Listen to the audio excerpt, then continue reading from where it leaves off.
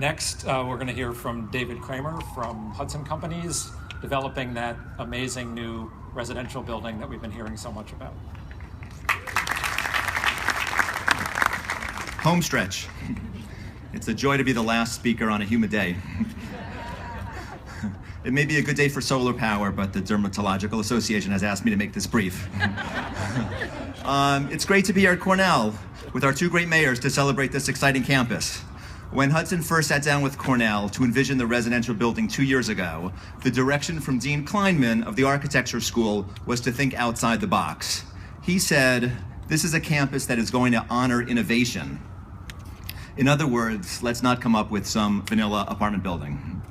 So while the developer's playbook usually prefers safe to experimental, we took on the challenge, hoping to offer up a game changer in residential housing. In the past, Hudson had tiptoed up to the line of passive house construction, only to retreat at the last second.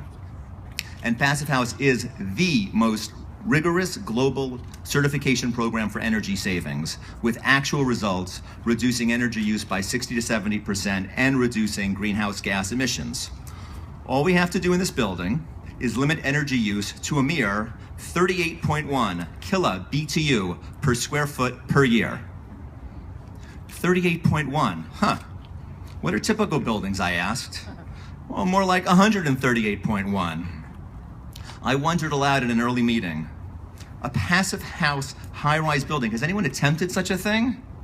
Our consultants mentioned to me that a new passive house high-rise building had just been completed in Vienna. Vienna. I'm gonna actually be there with my family next month on vacation. I'll go check it out. Well, Austria had passive house dorms, passive house offices, and thousands of passive house buildings, all in the name of energy savings for the entire country.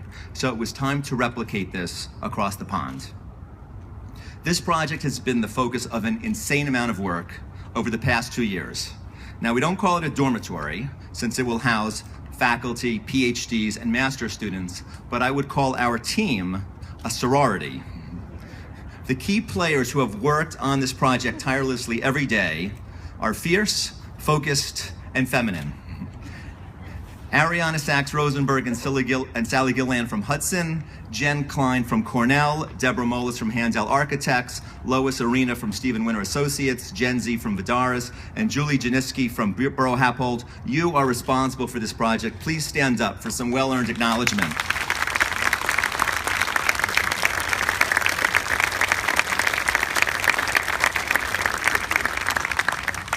By the way, quickly, speaking of sororities, let's give a shout out to the heart and soul of Roosevelt Island over the last 35 years, Judy Birdie.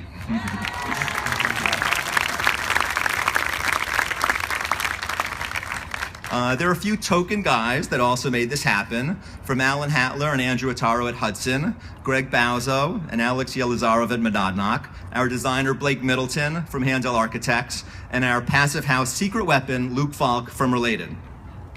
Every day over the past 2 years, we asked ourselves the questions, will this work? Will it work in 20 years? Can we afford it? Does it make sense? And the answer is a resounding yes. In 26 short months, we will have a big, beautiful, innovative building to prove it for 502 students and 2 floors of faculty apartments. Finally, I should say that those of us on the Resi team were a little competitive. Early on, when talking about all the other buildings, Fab, Cup, Colo, we noticed everyone else had an acronym. So on behalf of the entire residential team, including Hudson's capital partners at Catamount, we look forward to building the Passive House Residential Academic Tower, or Frat House. Thank you very much.